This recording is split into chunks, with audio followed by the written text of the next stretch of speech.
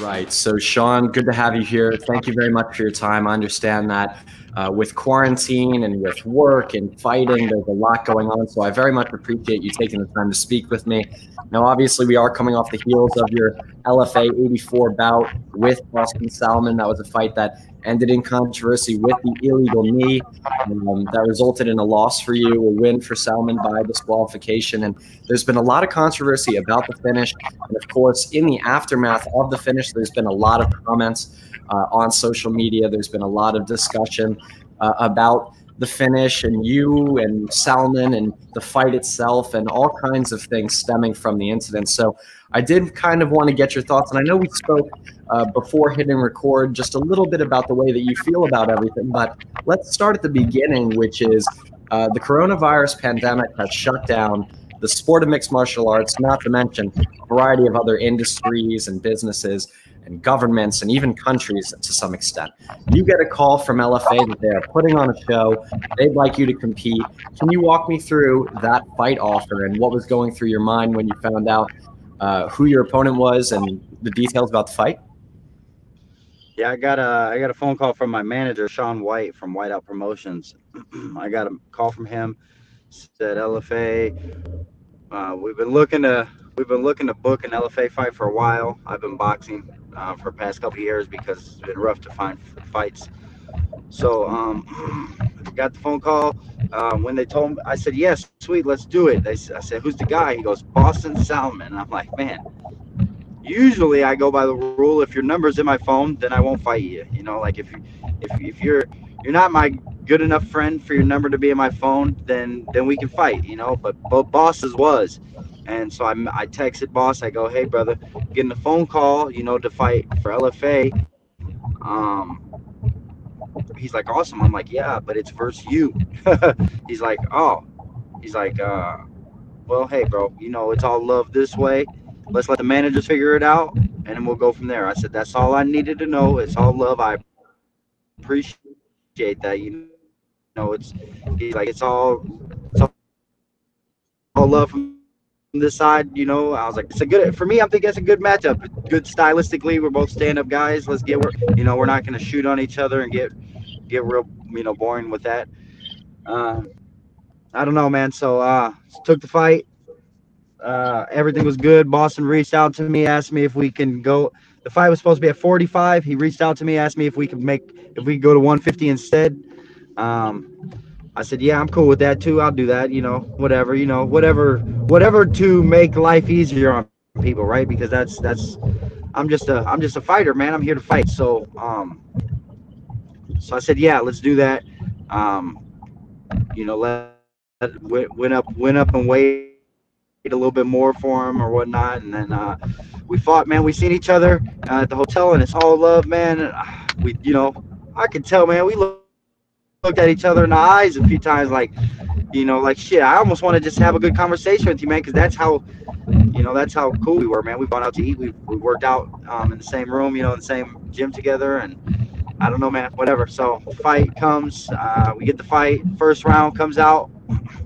Where, you know, I think first round we got after it a little bit, but nothing like the beginning of the second. Beginning of the second comes out, he starts throwing a little bit more heat. I'm like, okay, well, this is where we're at. I'm more confident in my chin than I was in his chin. So I sat down on that. I went to southpaw. I sat down on that 2-3, and that 3 landed. My right hook landed and put him down, and it knocked me off balance. And I mean that.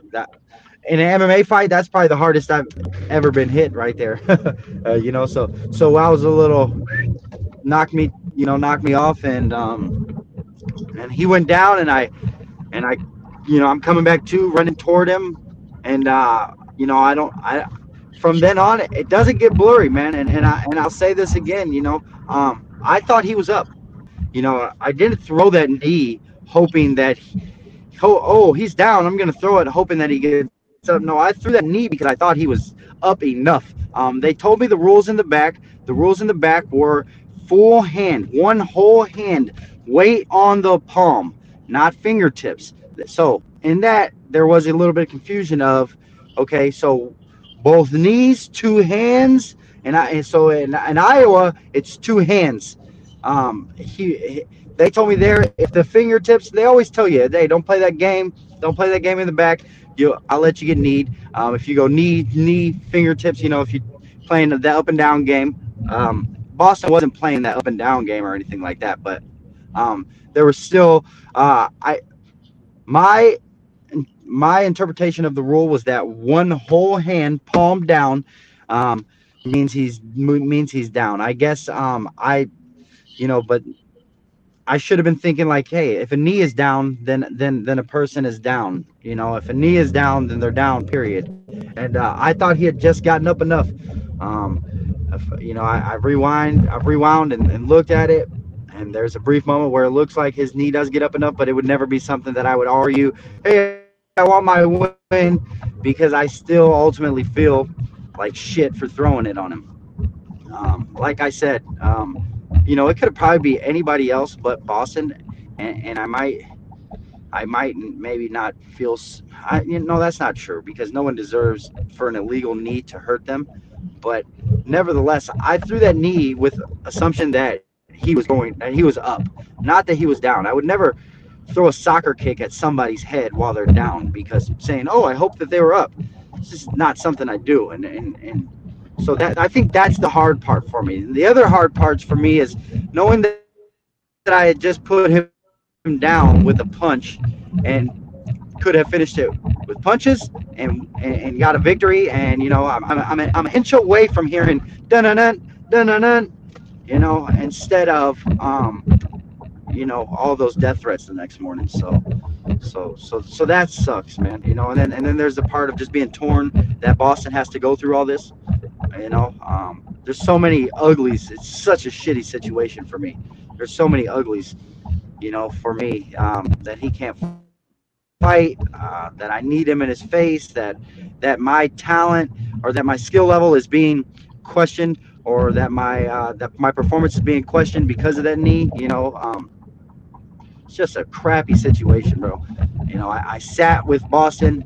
I sat outside of his room while he got stitches. He probably didn't even know. I spoke with his corner. I spoke with Mark Beery, the talent consultant. I made multiple trips. I broke my foot in that fight in the first round, and I'm limping through.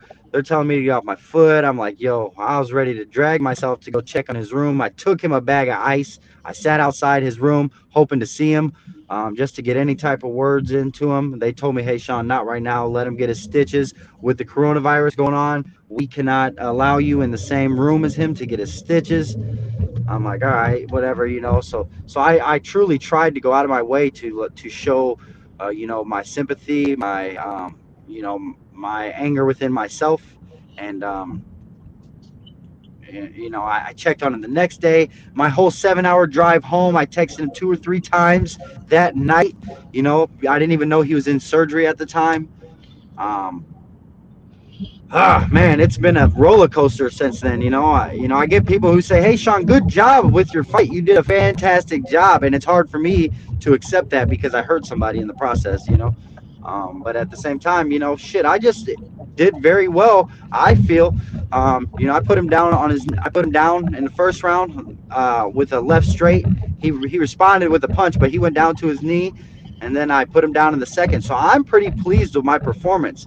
But none of that matters because of that last knee. It's kind of tarnished, so it sucks for me.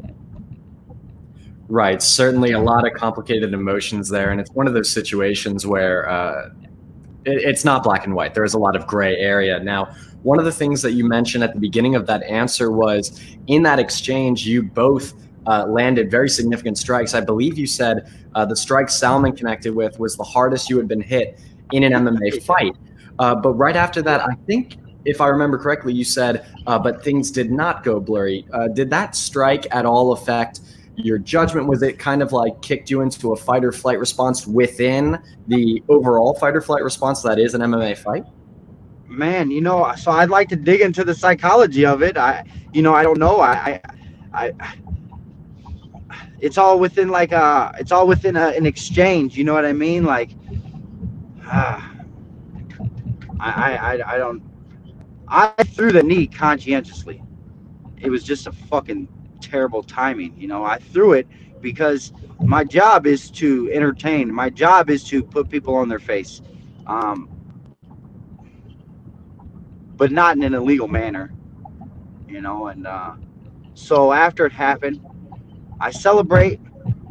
I hear Pat say, "Hold on, Shawn, he was down," and I'm like, "What?" And I respond, I'm like, "Nah, he was up. He was up," because I thought he was up. One knee was up, the other knee was on its way up. If I would have let the play develop maybe a little bit, you know, maybe, you know,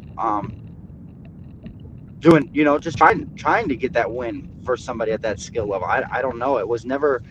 I would never throw it to fucking want to hurt him, and that's just like, I don't know him enough to not to want to hurt him or anything like that. You know, I wouldn't want to hurt anybody.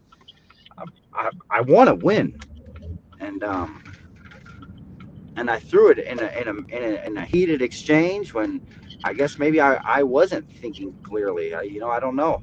Maybe I wanted it so bad. You know, I'm torn by it because, you know, like I said, I'm inches away from hearing dun dun dun dun dun, and that's what we do in this sport, man. You know, we take risks, right? I mean, this is a risky fucking sport, man, and I don't know, man. I would never tell anybody to not say I'm wrong. I'm wrong, and I've accepted it all the way through since 7 a.m. when I made a, you know, long post on Facebook that night, man, or that morning. You know, it's combat. You know, I always my intent is to always put someone on their face, but not in an illegal manner. Right, of course. And you mentioned that post-fight celebration for a moment after the fight before things had kind of become clear and you were still kind of in that fight environment. You did go up for that post-fight celebration. Man, I jumped on the cage forgetting that there weren't even fans there. You know what I mean? Like, let's be honest here. Like, you know, that I forgot there weren't even fans there, man. I'm so in fight mode, you know, like, you know, I didn't. This is what I need people to know. I didn't go to a birthday party and start throwing head kicks and knees at people's faces while they're down. I was in a fight in a fucking cage where those things happen, and maybe not as heinous as mine was, but people are acting as if that injury could not have happened legally. You know, someone throws a punch. Someone, if that knee happens, you know, if he's 2-3 inches up and that knee happens, people change their remarks from "oh, that's fucked up" to "amazing technique and brilliant timing." You know, like, what? Somebody is hurt. It doesn't matter, you know, and it honestly makes me, you know, check myself on wanting to be an MMA fighter, man. Makes me think to myself, like, man, I'll just go back to boxing where gloves are, and we don't have these questions of combat. You know, the different states change rules, and you know, people forget that this rule, not just in South Dakota, was questioned, but it's been questioned in New York. It's been questioned. You know what I mean? Like, it's I don't know. That's a questionable rule, man. They need to make that rule the same in every state so that they don't have to come dissect it for ech fighter, saying, hey, in this state it changes a little bit, or in this state it stays the same. You know, like, not that any of that changes that I'm wrong, you know, but Right. So it just might make it a little bit. It might limit it from happening again, you know. right. So in pursuit of a rule in which this kind of thing doesn't happen, or it's a little bit more difficult for a strike to be considered questionable, what do you think the rules should be? I know different promotions and different states and different commissions, and obviously over the course of time, the rule has been different. What do you believe is the best way to come up with that rule and make it more black and white? Dude, I'm a fighter. if I felt that my view on things mattered, I'd go be a doctor or a politician or a lawyer or somewhere where my opinion matters. But I'm a fighter. I choose to get punched in the head. How smart am I? You know, so I don't know. I don't know what happens. I know there's been fights where situations, each fight is a different snowflake of its own. They all have different complications and different settings and different situations at hand, and that makes things difficult. So I don't know what makes things better. I don't know. All I know is that I fucked up, and I'm receiving consequences from it, that I didn't that I didn't that I don't want. That I'm same with Boston. I'm sure. It's not. I'm sure he didn't want to get kneed in the face. Um, I guess I just go into defense mode when people start throwing shots at me. What were you thinking? What? Fuck! I was barely thinking. I just got punched in my head. I don't. Like it's hard to be. It's it's hard to be trained to respond after being punched the hardest you've ever been punched. I don't know. I can say I'm wrong every day of the week. Because I am wrong, but it's not going to change nothing. It's not going to fix Boston's face. It's not going to fix the rule. It's not going to fix the outcome, man. Um, so I guess that's final. What has happened has happened. I don't. Only thing I can really try to do is, which I've done, is show my condolences and show how sorry I am to Boston. I've texted him, dude. I can send my thread to anybody, man. I've reached out to him. I just reached out to him 2 days ago. Before the stuff was posted on Facebook, man. I've done a I thought I've done a pretty good job on trying to check on him at the very least to make sure he's okay, so that he sees that I'm terribly sorry for what happened. you know but man, it's hard to apologize for something you do during a fight. This is what we sign up for. This is what we do. If I head kick him and it's legal and I break his face, um do I receive the same backlash? I don't. I receive highlights and recommendations and praise for it. I don't know. Just makes me question if doing MMA is the sport I want to do, because I don't like to hurt anybody. And yeah. So, of course, you've mentioned reaching out to Boston. The two of you had known each other and trained with each other to an extent before the fight. You mentioned his number was in your phone before the fight, and you've spoken since the fight. Have you two had a conversation since, or was it largely you sending messages? Yeah, we talked when he got out of surgery. He messaged when he got out of surgery. Just wanted to let me know he knows I'm a good dude, knows I'm a good father. Um, just pretty much, you know, wouldn't. I don't want to put words in his mouth because I don't have the text right in front of me because we're on camera, obviously. But it was something along the lines of, "Hey, this is a combat sport. I wouldn't blame you for what happens in the cage. We as fighters can't. We don't think straight. When we're fighting, and it's not something we should be blamed for." So when I got that text, I mentally, all I needed was LFA's understanding, and Boston and his family's understanding. Everybody else, and people have seen me say it on social media, and forgive me, you know this is sarcasm. Forgive me if I respond negatively to people saying that I'm a piece of shit. Like, yeah, hell yeah, I'm gonna respond to them and tell them go eat a dick, because I didn't do it on purpose, and I would never do anything like that on purpose to anybody, especially to someone I consider myself friends enough with to text and tell them that they're trying to hook us up for a fight. So I just would never do that, and so when I get people saying these things to me, yeah, you know what? I trolled back and I responded back in a negative manner because I was upset that I'm receiving all these things, because I'm receiving death threats. I'm receiving foreign people in my inbox. You're a shit fighter. Like, no, I'm not at all. Actually, I feel like I just performed pretty well with a fantastic fighter who I've been a fan of, and it's tainted by a fucking dumb move an idea. You know, maybe if I would have stayed with punches, I wouldn't be in this situation. But yeah, you know, I I don't know. I reached out to him. I reached out to Boston. I talked to Mark Berry, and I told them, or when I got their response, when I got Boston's response, when Mark wasn't, you know, trying to have my neck or my ass for the sport, you know, or saying, you know, hey, or he wasn't angry with me, then for me that let me know that, hey, all the only opinions that matter is LFA's and Boston's. And I got Boston's, and he said, hey, Shawn, you know, shit happens, you know, it sucks, but I can't blame you. Like that made me feel a little bit better inside. But I don't know, man. I know he's probably still loopy, you know, for the tension to add up over the next few days and him to realize, kick in, like, fuck, Shawn, you know, you broke my face.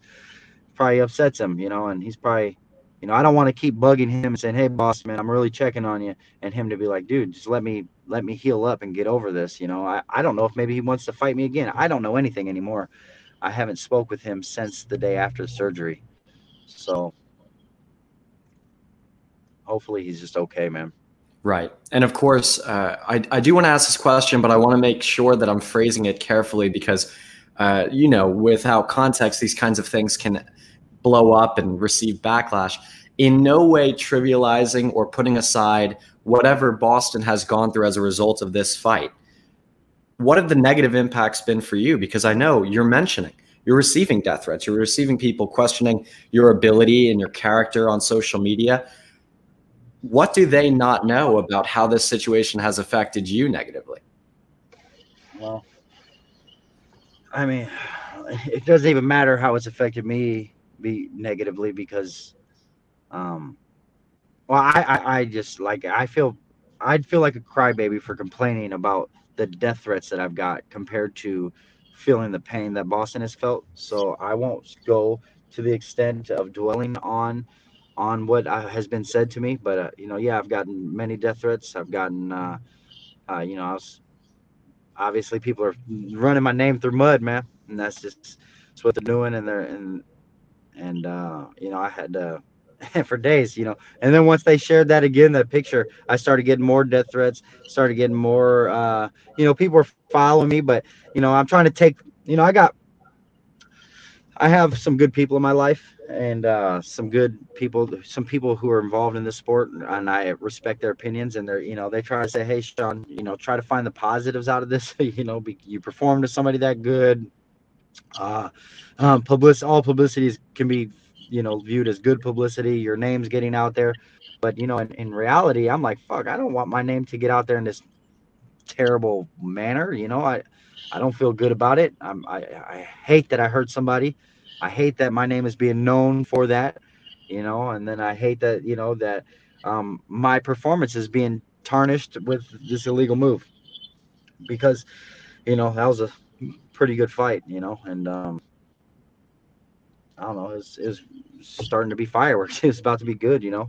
I don't know, man. It's just it's a shitty situation to have to deal with, I guess, for both sides. And I know that you mentioned this earlier, that you were vacillating on whether or not you would continue to fight in MMA because something like this, where you don't want to hurt someone in this type of manner, and the rules are in a way where there is confusion and there is kind of ambiguity that could allow for one of these strikes to be illegal. Do you feel as though you will fight again in mixed martial arts? Yeah, I will. I absolutely will. I see people like, oh, criminal charges should be brought up on him. Like, what? Like, was I not in a cage fighting, doing things that could have happened? Like I said, it 2 inches up, and that knee is legal. So that same injury could have happened legally. So you guys are, you know, you want further, you know, you're looking for further punishment or you know, criminal. I heard someone say I've seen someone say criminal charges should be added. I'm like, what? Did I not show up at a cage fight? Did I not sign up for that same thing to potentially happen to me? You know, did I not show up to a cage fight, a fight in a cage? Did I not show up to that, or did I show up to a birthday party and start fucking soccer kicking kids in the head? Like, come on, man. We were in a fight, in a heated fight, man. That and then I get mad because I don't want to justify anything I did. I don't want to justify what I did because I'm wrong. And so I'm very torn on this, man. And so it makes me wonder, do I want to fight again? Do I even want to do this sport? But I'm technically right now I'm under contract, so I have one more MMA fight coming up in September. Um, and that'll be for caged aggression down here in the Quad Cities versus Luis Saldana. But part of me has thought to myself, man, do I really want to do that? But I'm under contract for that. There's money, people's money invested in time, and I'm under contract, so I kind of have to go through with it. But after that, I don't know. I might not. It's just I'd rather go back to boxing where your hands are covered. There's no question for knees and kicks. You know what I mean? Like this is it's just crazy, man. And you know, one thing you'll never see though is that you'll never see me throw kicks or knees in a boxing match. You know, so if you want to question my character on, is he an illegal fighter? Is he a dirty fighter? Like, I don't just throw illegal fucking strikes, man. I didn't mean to throw that, man. I don't throw a kick in a boxing match. You know, if you want to think that I do illegal stuff, I threw a knee where knees are thrown in MMA fights, and I'm paying the price for it. I received a loss, half my money, to take care of my family, death threats. You know, some would say that all of that is a little bit better than a broken face. I would say that Boston would take that broken face with a W every day of the week over a broke face with a loss. So this is where I'm at, man. Yeah, I can definitely understand. A lot of emotion, a lot of different perspectives, a lot of controversy, and a lot of nuance. I try to play devil's advocate for every opinion that I express. You know, I try to question myself, like, oh, well, people might see it this way, Shawn. I really do. I try to do it that way, but nevertheless, I'm wrong. So, you know, and if Boston sees this, brother, I just hope that you're good, my friend, and I hope that me and you can talk, and I hope maybe I come visit you and let you know how sorry I am. You know, I've expressed it verbally, but if I could show you personally, that, you know, if I may be in there, then that'd be great. But yeah, that's where I'm at with this, man. I don't really know how to feel. Don't know how to take it. I don't know what good is gonna come from this. What bad is gonna come from this. People are trying to like get me in trouble over this. Like man, you know. I don't know, man. Shawn, thank you very much for your time. I very much appreciate it. And getting to hear your thoughts on this has been obviously very insightful. And I can understand that there's a lot going on up there. It's a very difficult situation to find yourself in, and it's a difficult situation to be in. So I can certainly empathize with that. And before we go, I'd just like to know if you'd like to have any further comments or anything else that you'd like to address. No. Just, hey, boss, we're fighters, brother. I believe that you will recover and you'll be back in this sport as soon as possible. I got faith that you'll still get back to throwing them heavy hands. You know, with what went on, you know, part of me wants to tell you, hey, you know, maybe we can have a rematch, but part of me doesn't want to have one at all because of, you know, everything that's gone on. So I just hope, you know, that everybody that sees this can try to understand it from my view, or at least understand the fact that I would never do that to hurt anybody. It's not who I am as a human being. You know, I'm sorry for hurting anyone's friend, family member, or you know, icon. You know, or you know, I'm sorry to anybody that it might bug. It's bugging me, so you know, I'm sorry that it bugs you guys, and I'm sorry that I did it. Shawn, thank you very much. Yeah, thank you.